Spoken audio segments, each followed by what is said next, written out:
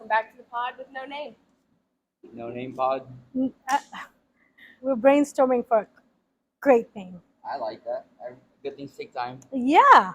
I feel like we'll end up with something very Creative. no like like two girls in a pod. two girls Something and two keys in a stupid. pod. Like yeah. I like that. I don't know because we don't really know the it's not like there's a set premise for where it's going. Like to give it a business title or a funny title. You know what I mean? Because it's too broad.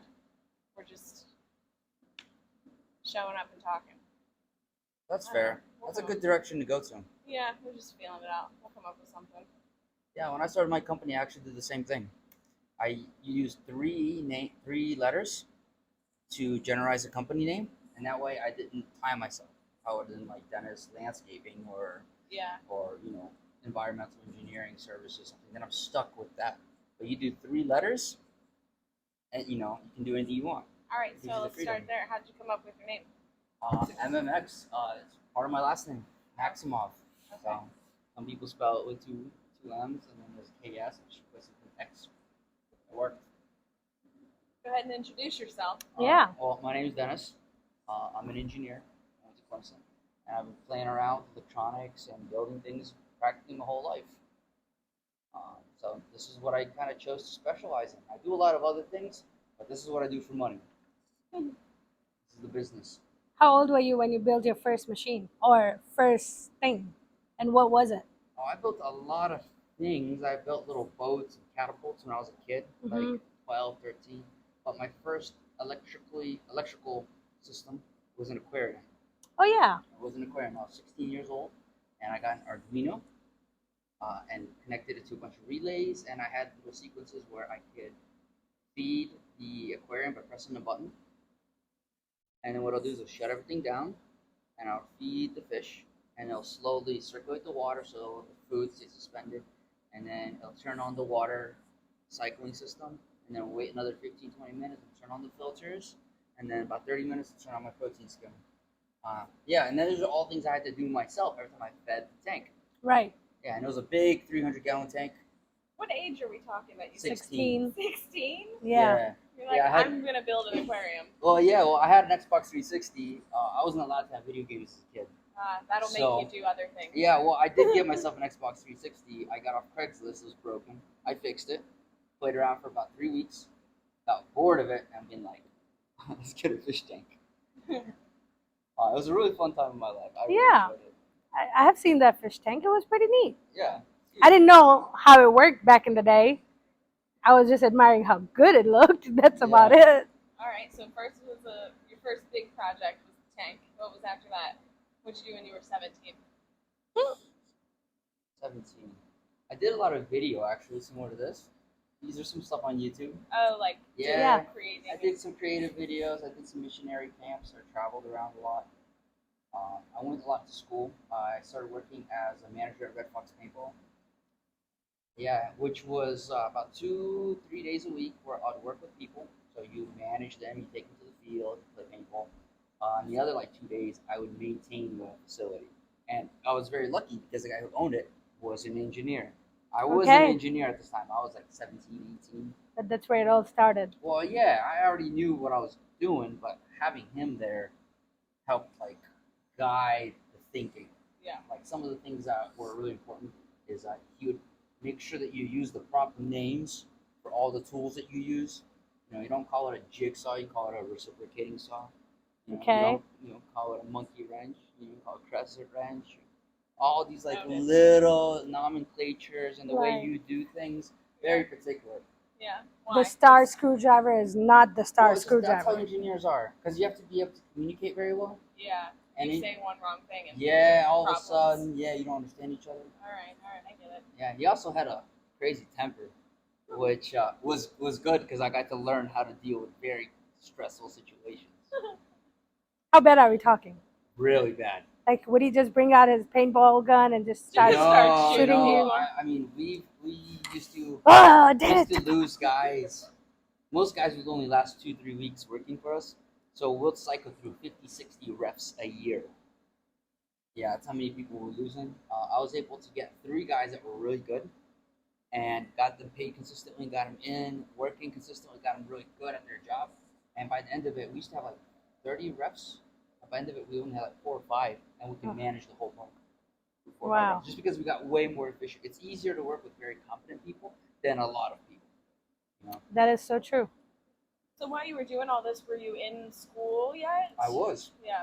Did you know that you wanted to be in engineering at that point? Yeah, for sure. Yeah, you like went in with the degree, like the I don't know how you even Yeah, talk kind about of, like yeah. those were your classes you were learning about. Not really. I knew I was going to be an engineer, Yeah. but I went to Spartan Community College. Yeah.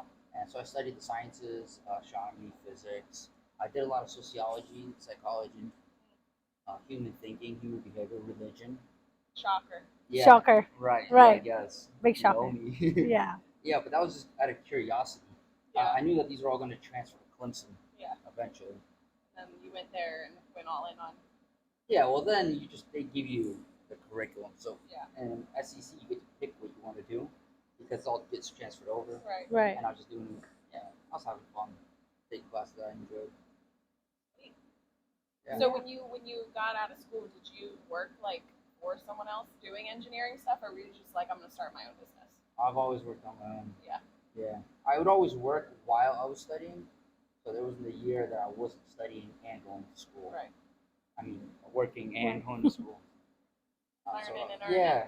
Yeah. Always. I remember even in Clemson, they're all like, the corporates are gonna want this. You know, this is the way that corporations work. This is how engineers work. And I'm looking like, yeah, I'm not doing any of that.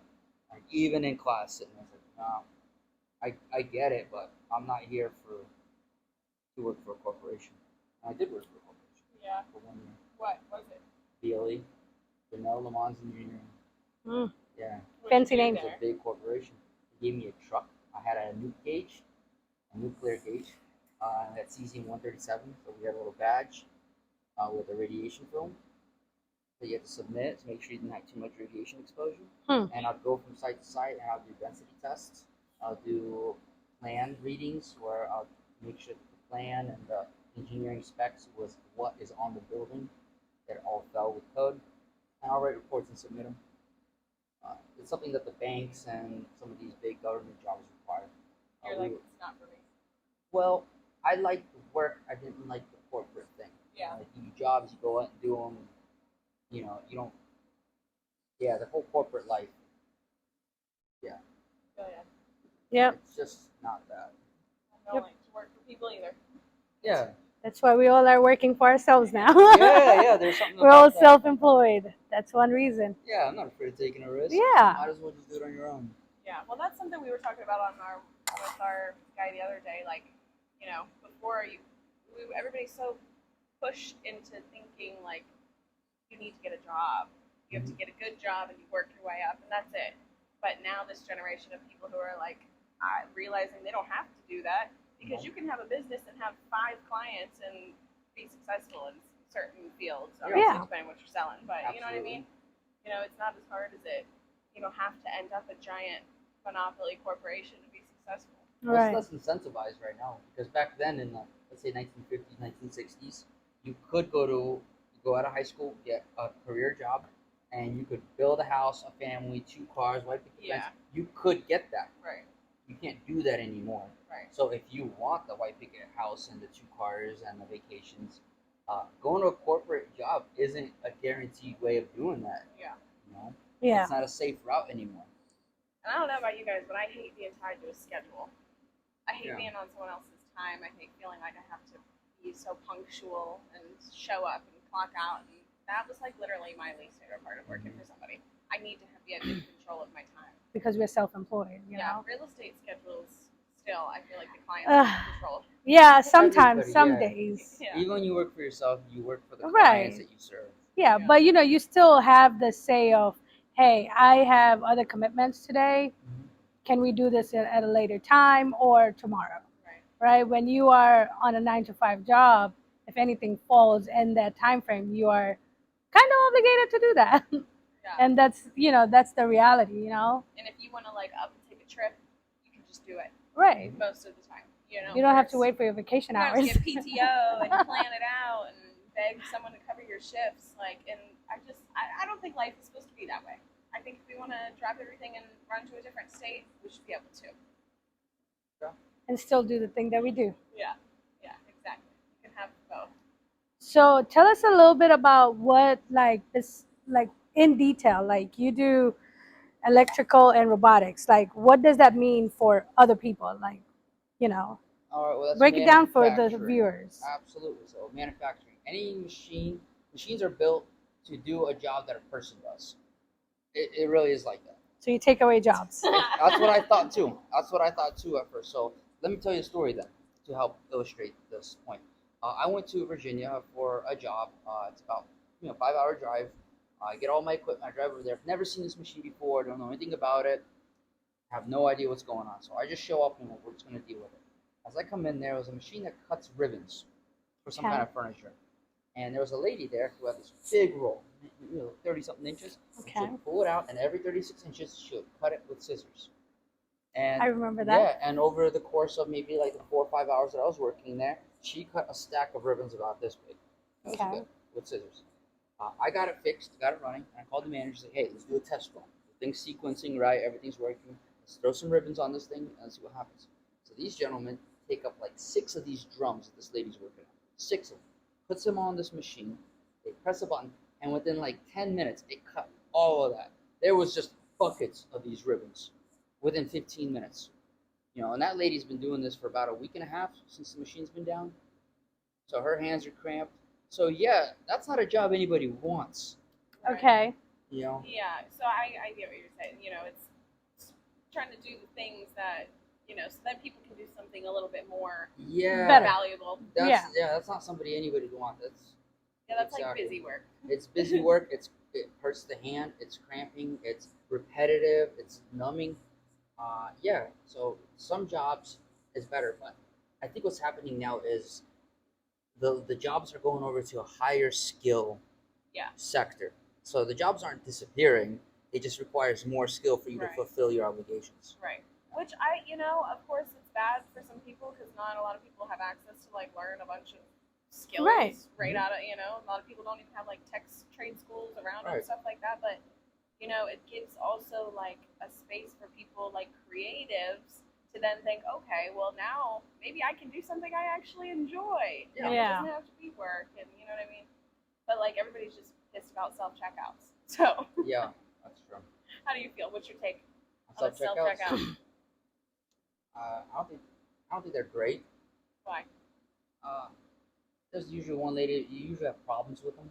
Yeah. Usually, out Someone's of 4 working machines, anyway. one of them's having issues, and then by the time they fix that one's going down. So I'm watching these people, and what happened is that they just turned one person to manage 4 checkout lines. That's kind of what happened. Yeah. They don't really run on their own. Right. There's always somebody maintaining them. So it's a little bit more efficient. What are you about to say? No, I mean, it's a different perspective. Yeah, I'm more about, because I know I can check out faster than you other do it people. yourself. I want to do it Same. myself. Yeah. I want to just be in and out without waiting on other people. Well, yeah, but let's put QT, for example, the gas station. Yeah. You show up there, how long are you ever in line there?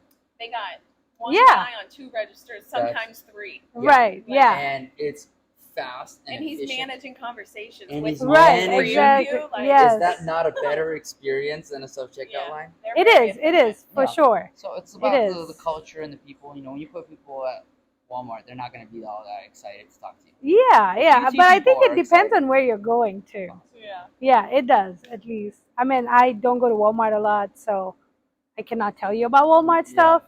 But I go to Target, and that's how I do it, in and out.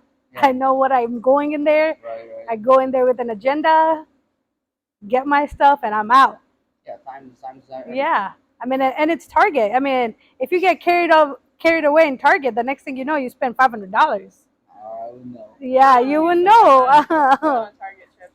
I don't know. As an antisocial, introverted person like myself, I do sometimes like the fact that I don't have to talk to anybody. Yeah. That's fair. Let me get in, get what I gotta get, and get out. Mm-hmm. No, I don't want to talk about my day. Sometimes. Would you like a bag, ma'am? No, I have one thing. Let me go. I'm running out the door already. Sunglasses on.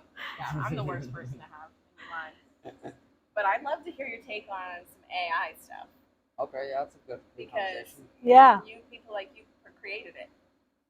Not me particularly, but I do watch a lot of videos and study how they create it. Yeah. And it's a very powerful tool. A little scary. It is. It does have pitfalls though. I watch a lot of engines where they try to optimize AI to run different kinds of video games simulations. Yeah, and it's really fun because it actually tells you what it actually takes to get an AI to do what the hell you want it to do. Yeah. And I found that it's very difficult for AI to accomplish what you think, what it thinks you want. So you have to do these weights. Let's say there was a great video that I saw, I think 2 days ago. They tried to make this AI. They gave him a body, and he had to throw a bowling ball. Okay. So they gave it some criterias for reward functions, which is you're doing something correct, reinforces behavior, get better at it.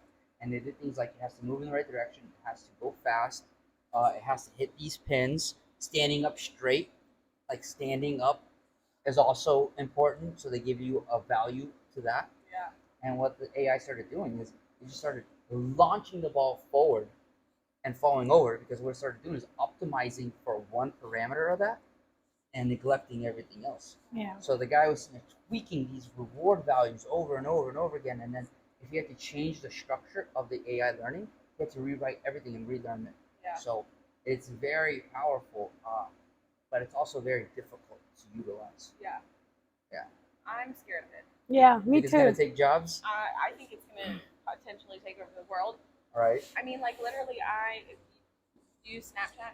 I do. You know, Well, I used to. Snapchat AI that they have on there now. I haven't used it in a while, but okay. So there is one, and you can ask it anything. All right. And I like, me and probably 20 million other people. The first thing I ask is like, what's the potential downsides of you? Mm-hmm. And like, it'll literally say like, we are like very strictly regulated and being monitored and but there's always the chance that people are afraid that robots could take over the world. Right. My AI will like say this stuff to me, and I'm like, okay, as long as we're all on the same page, and right. everybody is aware that that's a.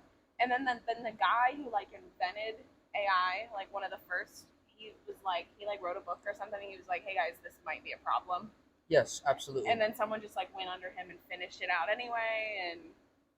So I'm scared a little bit. I think. Yeah, and they took over Snapchat Story one day. So they it's did. Not supposed to be able to send pictures or anything, and somehow I don't know if somebody hacked into it or if it literally just it posted a picture of like a wall, and like in someone's bedroom, and a very neutral wall that immediately you would think this is my house. On every single Snapchat user's phone, it did. But it sent it to you? No, it would your just. AI had a story up. Yeah. Had its own story? Yes. Yeah. And then people were messaging like, why did you post a story? Why did you post a story? Twitter was like in a frenzy. It was nuts. Everybody was losing their minds and scared about it because so many people thought it was their rooms. Yeah. But then they realized it was the same picture to everybody's phone. Right. But like, what happened? And then if you tried to ask it anything, it was like, I'm having technical difficulties right now. Can we talk tomorrow? Right. That is scary. Yeah. I don't know. It's just weird. And I also am scared of technology. So. Yeah, well, it's the unknown. Yeah, well, it's the unknown. And I don't want to know. Right. Yeah, for now, it's still just a program, and it can easily be abused. I think they've been using it on Wall Street for a while. So if I have a friend who does a lot of trading, and he'll say that if he tries to buy a large volume of a certain type of stock, what would happen is, as he tries to purchase it, he'll only be able to purchase a few because he has to buy each stock individually. So there's an algorithm that goes through and starts accepting them. It'll say that the price has increased and he was only able to acquire like 2-3% of what he wanted. What's happening is there's an algorithm out there that has noticed a huge demand in this particular stock and pre-buys it to short that guy. Yeah. And then as he tries to buy it, they'll try to sell it to him, or it'll start rank it up. So the AI could tell when a lot of people are trying to buy, when we're trying to sell, and it could do it faster than you can. Just by clicking it and sending the request, the AI can intercept that and start acting. Yeah. And if you study it, you'll know that they actually built a tunnel somewhere in the northeast from the stock exchange out, and they ran their own data links just so they can have a 300 millisecond advantage over anyone else. And in that 300 second milli, they can do things like this. Yeah. Because their connection to the network is a little bit faster than anyone else's, and that gives them enough time to make decisions. Yeah. See, stuff like that. Yeah. That's scary. Scary. Why I feel people have too much power from a technological standpoint now. I don't know. Do you use AI at all in your work? I've used it some. I helped it write contracts. So I used ChatGPT to write me a contract. I told him, give me an electrical contract that I can send to a customer, and it give me one. Like, make it more favorable to the contractor. Yeah. And it gave me a bunch of clauses, not responsible for this, not that, not that. And I was like, okay, this is amazing. Yeah, it's nice. It does some good stuff. I use it for my captions a lot. Yeah, well, and it's nice, like, because this is, as of right now, a free service. Right. And this is something you would have had to go pay some person to write up for you, and you know what I mean? Like, again, we're taking jobs, but it's like, it's nice for, like, small businesses and stuff to have, like, all these extra tools that probably wouldn't have Right, yeah. or have to pay a lot of money for. Right. But, yeah, I do use it as much as I'm afraid of it. In social media work, I definitely feel like I have to stay up on the AI stuff because it's like one thing after another that it can like really help me and take a lot of time away. So I'm using it because then I can put my time in other places. I think it has to do something with adaptation. Same way like the robots and all this technology, self-checkouts helps move things and people are losing jobs, but it gives you an opportunity to do other things. And the people who can adapt the quickest to that are the ones who win. But to say that this is, hurting everybody or hurting certain people, it's kind of weird to say because this adaptation process has existed from the very beginning of humanity. Like, whoever is able to keep up with the changes, with whatever is happening with the world, is the ones who get to move forward. Just looks a lot different now. Yeah, it looks different, and it's faster, has more pressure. Yeah, the pressure is greater. Yeah. But yeah, that's something that doesn't matter too much. No. Arbitrarily in some degree. One day we'll all be flying in robots. Maybe. It'll be exciting. Have you guys ever heard the theory that like the world, like we've already gotten this far and it's been wiped out, and that's why there's things like pyramids and stuff and like crazy things that like shouldn't have been able to exist so like early because they say that we've already gotten this far and like it's just been wiped so clean that now we're just getting here again. I don't know. Is that like a spiritual or is it like physical? I don't know. Probably conspiracy. I don't know. Yeah, well, I mean, things like that come up in like Buddhism. Do you believe in aliens? Reincarnation and stuff. I don't know. I feel if there's some crazy tech out here and it's been here for a long time, I feel like it's got to belong to the aliens. Are you talking about the recent news articles of the UFO spotted? No, I'm talking about aliens in general. In general? I mean, the universe is such a big place. If not aliens, like, do you believe that there's more things beyond Earth? People or creatures or, beings that are more advanced. I believe that there are things that are bigger than the reality that we live in. Yeah. Right. So like even in the universe, the way you see it and the way you interact with everything, it's not exactly as it is. It's just the way that your brain perceives it. There's actually a school study where they call it fitness model. So there's this program that they built that teaches certain AIs to see the evidence as it actually is, and some that only see it as it serves them. So they call that fitness, and they called it truth. And they had them compete, right? Which model would win, one that sees things as it is, or one that sees things as it serves them. And the one that wins is the one that sees things as it serves them. So it dictates on the fitness model of reality. So let's say this. Let's say you're really thirsty or you're really, really hungry, right? And this guy in a Lambo shows up and he's got money and he, is flaunting that shit. Is that going to interest you very much at that moment? Not really. You want water and you want food, right?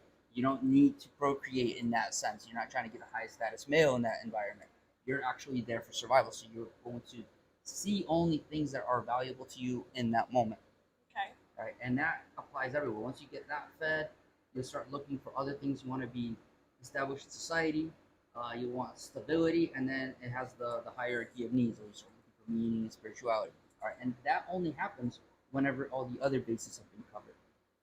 But it literally goes into the idea that you don't actually see reality as it is. And I've realized that from my own personal view, because the way I look at these machines or the way I deal with engineering, uh, there's a guy named Veritasium on YouTube, great guy. He's got this video where channel where he tries to show people physics things, physics phenomena, Okay. and the way he studied learning, human learning, and he's like, how do you teach people to be intuitive about physics? And he's like, if you tell them the right answer, uh, this is this temperature, this is this temperature, and you explain it to them, they're gonna be like, oh, I already knew that. But if you ask them the question, have them feel it out, give them an answer, and then they're probably wrong, and then you explain to them why they're wrong, then they're able to integrate that as part of their worldview. Okay, and what this goes back to the conversation is that whenever I deal with robots and machines, I would go into a situation, even in class, to ask a question, and I'll answer in my head what I honestly think it is. 90% of the time, I'm wrong. Yeah. Yeah, and then I back up and I figure out why I'm wrong, and I augment the way I saw that situation, and continue forward. And I think that's a never-ending process. Yeah, for everything, really. For everything, yeah. Yeah. I think it's very complicated because you have to be very humble to do it. I think that takes a lot of self-awareness too. Yeah. Which a lot of people do not have.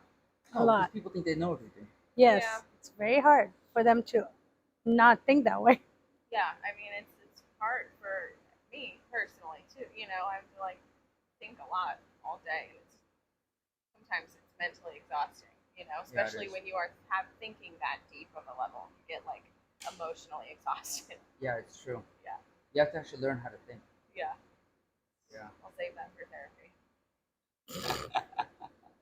Yeah, she'll make you. Well, I enjoy these conversations. Yeah. I should take human thinking, and I had a friend, Tahera. He's a genius, and he had a very interesting way of thinking. So our conversation was always a lot of fun to have. Yeah. Because it challenges what you already think. Usually, when you start thinking about how to think, everything you have instilled in your head, all their structures, the way I see them, they tend to get destabilized and broken. Yeah, I definitely like to hear other people. You know, I used to be a lot more reactive in the sense of like I just wanted my point to be heard, and now I find more enjoyment in hearing other people's, even if it's like nothing I care to hear. I'm still understanding them and, like you said, the way that they think, and it just gives me something else to think about. Yeah, it's interesting because you don't really. I mean, be realistic. You don't meet a lot of people that are interesting. Yeah, and I mean, You know, I mean, I'd say like 1 in every 25 people I'm willing to sit down and have a deep conversation with. You know what I mean? You don't run into people that are having absolutely not. No.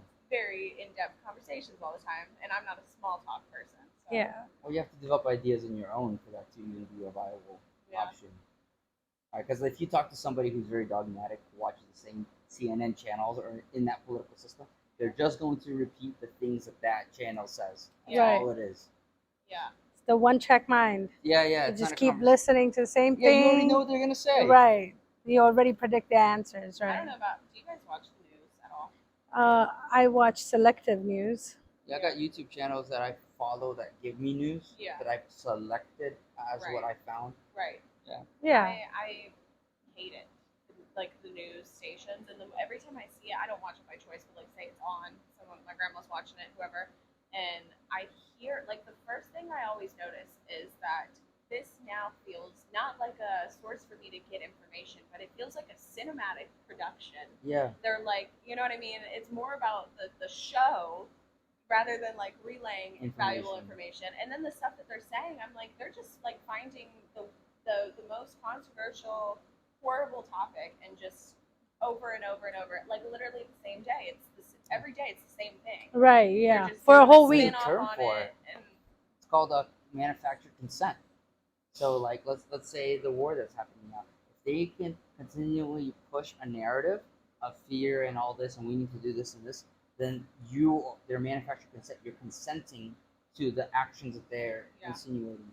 So they're manufacturing a certain narrative to get you to Stay in control. Right, right. And that's why you have people running around and they're like, oh, things are, so bad these days, or I'd hate to have a kid now because of how crazy. I'm like, things have always been crazy, but now you have a news outlet in every single city who, as soon as something horrible happens, they're making sure everybody knows about it. Right. That didn't happen. And people, we didn't have the internet before, so if something horrible happened, people 10 miles away didn't even know it was happening. Correct.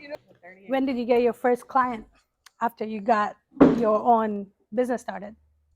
I got my first client before I started my business. Ooh. Yeah. How's that happen? I saw an ad on Facebook that they needed some motor calculations. I could do that, so I did it. Yeah, this was I was working at BLE at the time. I crushed my knee, so I had 6 months paid time off. They reconstructed my knee, and I remember showing up to do the motors on crunches and a notepad. It was rough. And I did it, and I looked at a machine that was broken, and I'm like, I could fix that.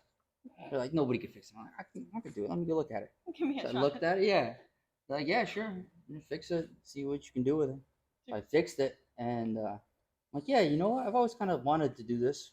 Let me just start fixing machines.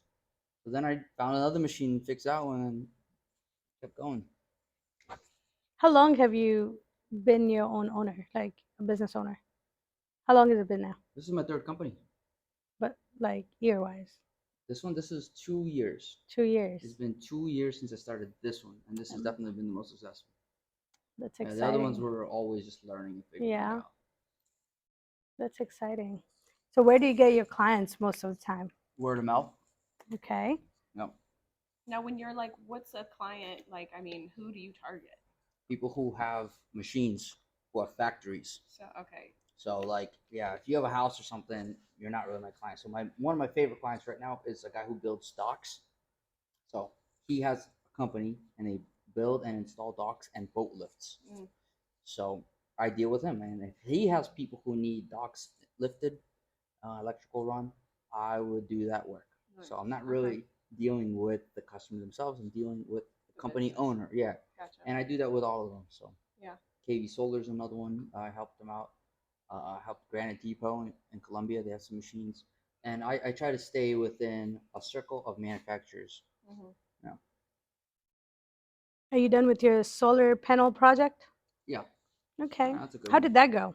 It was a pretty good one. Yeah. What was your solar panel project? They had like 40 machines that were brought in, and they're building solar panels. So you just help them fix certain machines, get it going. Yeah. That's fun. Yeah, they're trying to expand, so I was in there talking about future expansions of companies. That's something I wanted to do. So right now I work on individual machines and in machine systems. So sometimes machines would have different steps. So you'll take some kind of material, you'll fluff it up, cut it, and then you'll transfer it to this thing, and then this thing would blow it into a pillow, and then the pillow would go into a different machine that would seal it. That's the system. And it goes from this product to this. And a lot of machines are like that. And then a factory or a manufacturing plant is going to have a very big system where a raw material comes in and you have a final product that comes out. And that's the goal. The goal would be to go from individuals to systems to entire factories. I like to interconnect them all. Yeah, I'm not sure if this conversation is making me smarter or dumber, but I mean, It's just you different. learned something. yeah. Yeah. Tell us about the house that you're going to be doing. It's a big project. Yeah, you want me in a little bit? Might be a nice little intro if you're gonna get your socials popping off when you start. Maybe. Yeah, the house is a big project. Everything else is leading up to it. I got some 56 foot beams up there, 17 inches high, 14 inches wide. They're massive, 1,000 pounds each. But yeah, when I was in Clemson, I used to have a friend who worked at the architectural lab, and I'll go over there and 3D print stuff, and I got to hang out with architects.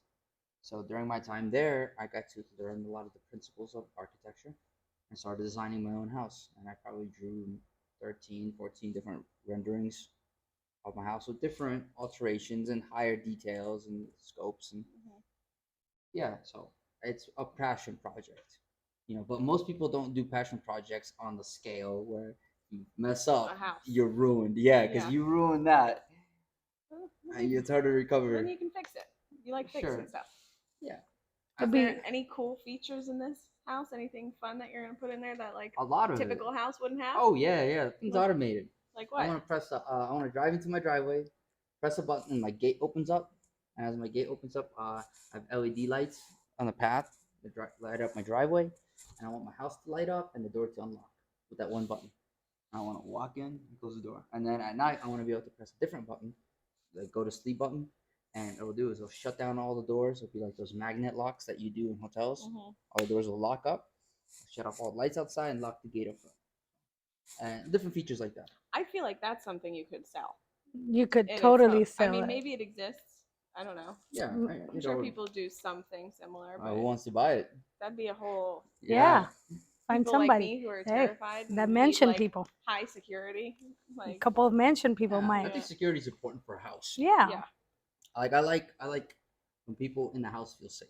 yeah. I think that's my most important. Yeah, I think thing. the vibe You got changes. to. You The got vibe to. changes. Yeah, when everyone feels safe, people act differently. Yeah. You know? Yeah, you don't thrive in an environment you're scared. No, not at all. So- Yeah, so I try to create that for others. Any other cool features you're gonna be putting in there? You're gonna have like big giant glass doors. I have a creek that runs down there from Paris Mountain State Park Mm-hmm. that U.S. Army Corps delineate. So I'm going to turn it into a water feature. It's going to have water that flows to it, a little dam. I'm going to be pumping water and going to irrigate the yard. I'm also going to probably like that heat pump over there. Mm-hmm. You can make them a lot more efficient if you run water through them. So I'm probably going to be using that water to cool my house and my heat pumps, and I'll actually lower my energy bills or just make things. Basically, if I have abundance of water, what is all the things I can do with it? Yeah, a lot. Yeah, a lot. Yeah, so it would be irrigation. It would be a water feature. So I'll have like a little pump with koi fish up at the yard, and it dumps back into the. So I'm constantly recirculating it, Mm-hmm. and I'm using it for cooling. Really need permits for all that? Yeah, but I have an environmental engineering degree. Yeah, but I was just curious if you do Yeah. need permits, since you Some know. of the Yeah. hardest ones It's was a creek. delineating, Yeah. which is just building it, but pulling water out of it and putting it back in. No, I'm fine. Okay. That's just draining. I was just curious. Yeah, You gonna have a garden? I love gardens. You gonna have a big old garden in your water flows? You ever in? seen my greenhouse? Yeah. Yeah. That's why I asked. I got it on me. Yeah, so yeah, I love gardens. I think that the house is a place. The inside of it is a place of sanctuary, and the outside is a garden. So I subscribe to the Zen philosophy. We have a Zen garden outside, where people need beauty in their lives. Yeah. Some flowers out there. I got a lot of I beauty. love ornamental trees. I got a lot of moss. Yeah, Because that's moss. the I only love thing that moss. doesn't die. It's pretty love too. moss. I love how it looks on things. Yeah, I'm a plant killer, so everything dies. Mm-hmm. Yeah. Yeah. What about you? You got dreams for a house or a place to live? I was literally just talking about when I do build a house. Back to security. I literally want like a concrete house. Mm-hmm. Like I want it to not be able to be knocked down by anything. Yeah. You know. And like the metal storm. Yes, I want to feel so. I want to feel like I'm in a different. I can feel like people are so far away from me, and nothing can, like just as safe as possible. I don't like to live alone, so I think that's probably where that comes from. So you plan on living alone, but in a fortress? Yeah, basically like a castle. Okay. So, but yeah, I'm not gonna build my house. Why not? You're strong. Yeah, I would design a house. I think that would be fun Yeah. to design it, but I'll hire some professionals for the handiwork. Well, now you know a lot of them. Yeah, I got a wide net of contractors and Yeah. all the other We'll things have- that I don't even know yeah. what I would use them for. We'll call half of the people we know.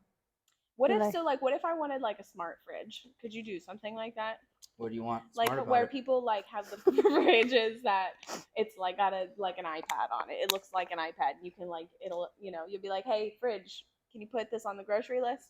They think already they make have that those. stuff. Yeah, but they sell them. But like, could you just like do that to a I normal could fridge? glue an iPad to a fridge. Well, yeah. That sounds like that's what you want.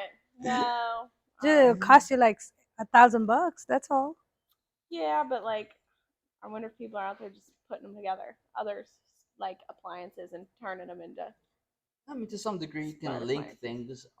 But yeah, you do play this little game in your head of what's worth it and what's not. Yeah, you You might know. as well just buy one. Yeah. Like those are what I consider consumer Yeah.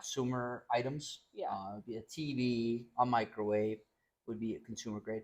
Things that require maybe some custom stuff would, like if you wanted a bookshelf, a custom bookshelf that has to fit this wall and has to do this and allow the door to go through it or allow this light to go through. Yeah. Things like that would then need to be built. Yeah. To accommodate these special criterias. Yeah.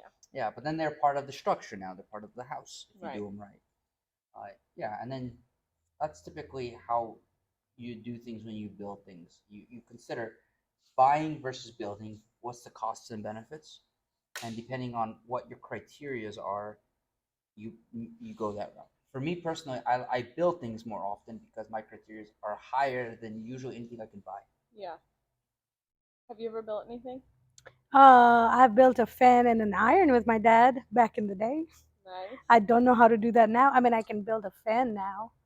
If you give me all the pieces, like a stand fan. If you give me all the pieces, I can definitely put it all together. Yeah, I can put things together. I'll probably not be able to solder iron again. From scratch. I haven't been around a solder in a long time, so I don't know if I can do that.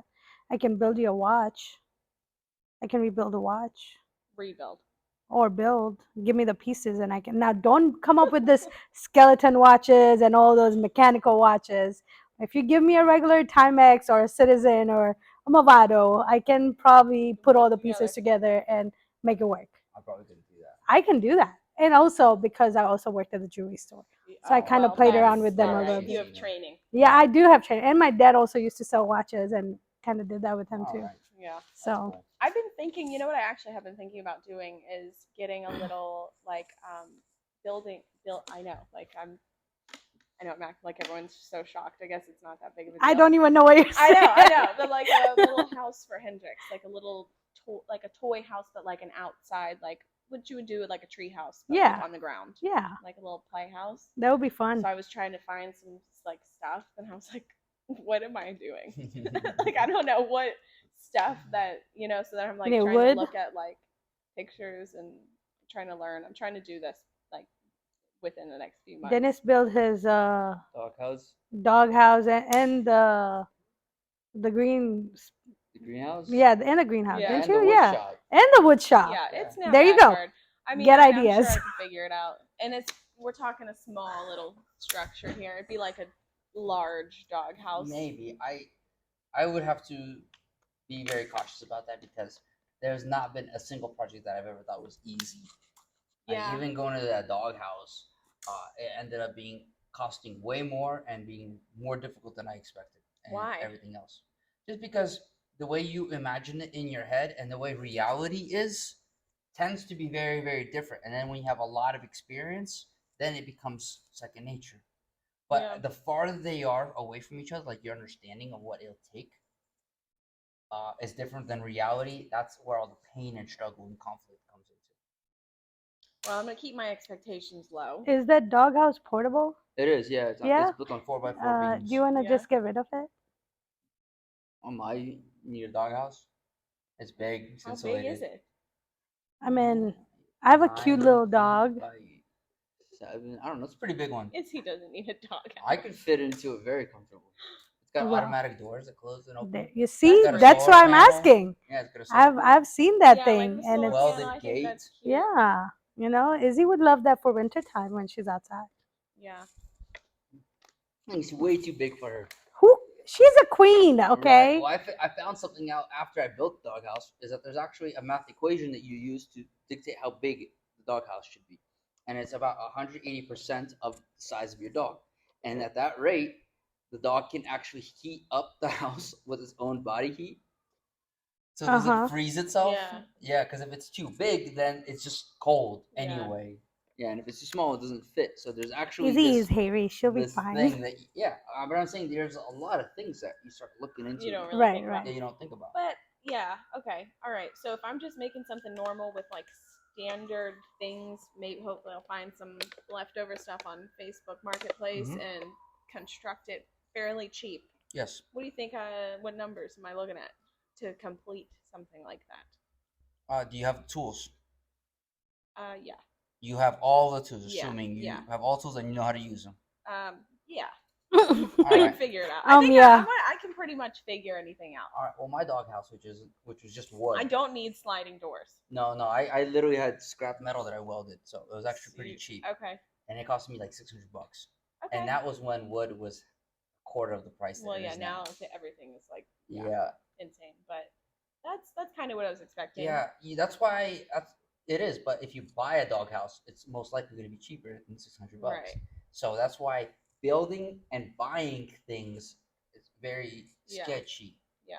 But if you spend that kind of amount of money and you don't know how to build it, then you just lost all that money with nothing to show for it. Yeah, I started looking at some people that had ones that were like falling apart, and I was like, I can fix it. Depends on how. Depends on how. Yeah, depends on how much. I didn't start out with building a doghouse or a shed or a greenhouse. I started out with building a bench. Yeah. You build a bench. You learn how to. Yeah, and then things aren't fitting right, and the bench isn't stable. You figure it out on a small scale, and then you step up. Yeah, I mean, I don't know if I'm really looking to gain long-term building skills or anything. Right. I think it'll just be fun and cute, and I want to make it cute inside. You should get an IKEA doghouse or something you assemble. Yeah, I probably should. Yeah, we'll see. Most of the difficulty in a project is the planning phase. Yeah. It's literally the hardest part. Figuring out which route to go first. Because you can't just plan like this thing. You have to plan how is this going to end up like finally assembling with all this. And if you mess up any of that part, you'll find that you'll have to take it apart and fix things that you started off in the very beginning. Yeah. Which I've done before. And sometimes you make plans, and the minute you get into it, like you have to make changes. Well, that's the reality and the imagination part that's conflicting. Like you walk in, and the first first piece of wood you might have to put, the shape's not right. I'd say that the skill of building and learning and assembling these things is a very intense skill. Yeah. I think it takes a lot of time and a lot of effort. I've watched my dad and my uncle build a lot of things, and it was a lot of starting and trips to Lowe's. Yeah. So, I think I have a very low expectation on it in the sense, like what you said. Things are changing. You gotta be ready for whatever's gonna happen. I don't know. The better you get at it, the less that happens. Yeah. I got some contractor friends, and we all started the same way, where I was doing the same thing, running. But then you start accumulating a lot of tools, a lot of techniques. A lot of the stuff, the problems that you have is because your technique isn't right. So most of the problems is you start fixing your techniques, you got the tools, you have a better understanding, you're able to go through these projects with less hiccups.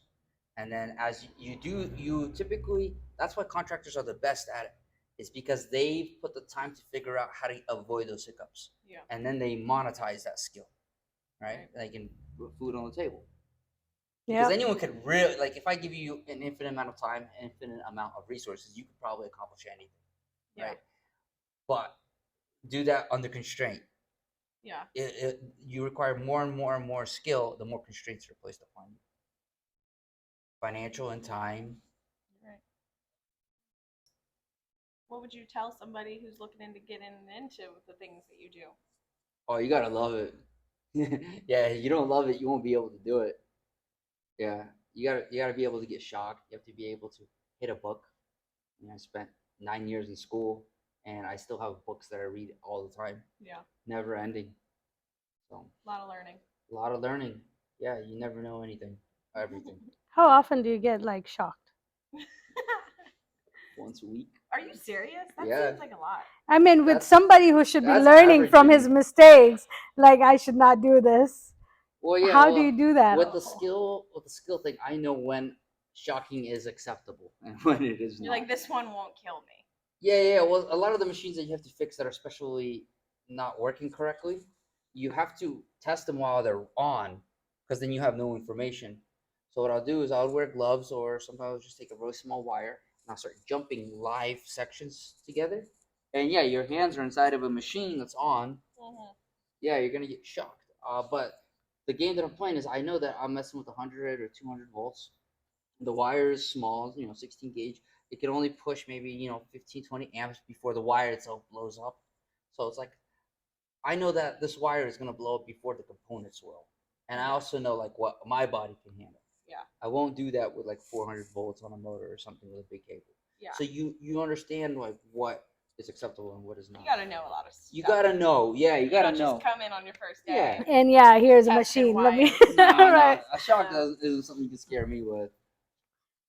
That's to make me stop. Yeah, I know. Make you think twice. Like, do I really need to touch this? Yeah. Nah, just call somebody. Just call somebody. Yeah, I'll call you.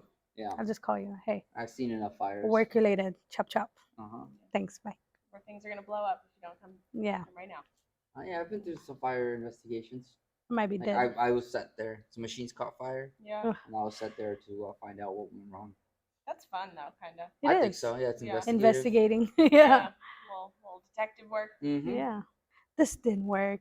This No, is you can going see on. it's This is over here. fine. It's got locked. The foam started catching fire, started spreading, and then these guys brought a fire extinguisher with all this white stuff. Maybe you can go up to PA and help them figure out why that house blew up.